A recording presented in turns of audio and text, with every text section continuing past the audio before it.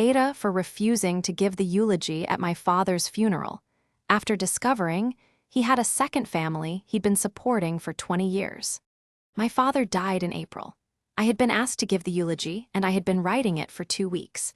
Then his solicitor read the will, and there were names in it I had never heard. A woman's name, 2 children's names, a house in a city 4 hours away that my father had been paying the mortgage on since before I was born. My father was 67 years old when he died. He was, as far as I had known for 31 years, a devoted husband to my mother, a loving father to me and my brother, and a man of consistent character who had built a good life and lived inside it with integrity. He died of a sudden cardiac event in April. It was without warning and without the chance to say goodbye, and without the deathbed conversations that might have changed what happened next. His solicitor called a family meeting to read the will 12 days after the funeral had been planned. My mother, my brother, and I were present, and then names began to appear that none of us recognized. A woman named Susan, a son named Michael, aged 27, a daughter named Ellie, aged 24, a property in a city 4 hours from where we lived, a savings account with a named beneficiary I did not know, instructions about a life insurance policy that had been split in a way that made the existence of another family mathematically unavoidable. My mother made a sound I have never heard her make before and will never forget. Michael is 27. I am 31. My father's second family predates my memories of him.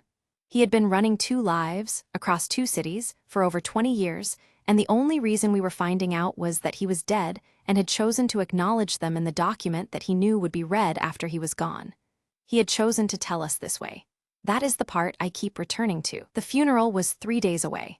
I had been writing a eulogy for 2 weeks about a man I was only now beginning to understand I had not known.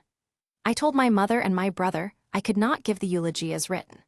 I could not stand at a lectern and describe a man of integrity and consistency to a room that included, and I did not know until I checked the guest list, Susan, who was attending with both of her children. My brother gave the eulogy. It was shorter than planned. Am I the asshole? Update 6 months later.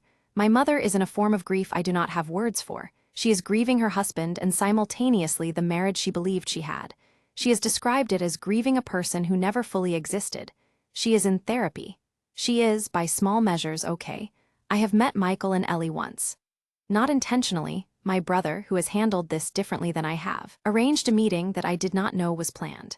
I arrived at his house for what I thought was a family dinner, and they were there. I did not leave. I sat at the table. It was one of the most surreal experiences of my life, looking at a man 4 years younger than me who shares half my DNA and had known my father as a father in the same years I had known him as a father, who had been in a parallel life to mine without either of us knowing. Michael told me he had not known about us until the will was read either. He had been told his father worked away regularly. He described holidays and birthdays and school events attended, all of which happened in a city 4 hours from the same events my father had attended in our city. I believe him. I think we are, all 4 of us, the children of a man who managed a compartmentalization so complete that none of his families had cause to doubt him. I feel a strange and unexpected solidarity with Michael and Ellie that I am not sure what to do with. We did not choose any of this. He chose it. He chose it, and then he left us a legal document to deal with it in. NTA or ITA, could you have given that eulogy? Comment below.